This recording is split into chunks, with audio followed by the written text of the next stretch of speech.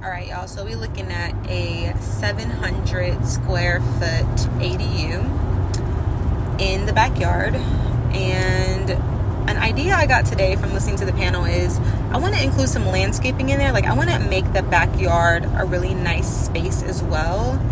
As far as making it like ADA accessible, I don't know if that's necessary. I feel like that, depending on the cost to make it ADA accessible and what that could add to the rental value, I might do it, but I don't know. I might not need that. And then another thing that was super helpful was just learning about, more about contractors. And y'all know I'll be trying to be out here being a contractor, so it's good to know what to expect a bit on that journey. And then there were other options, like you can get a manufactured home. I don't think I'll be going that route, but it's good to know that you can pay half the price for your ADU if you just get a manufactured home or modular. I'm not sure which one.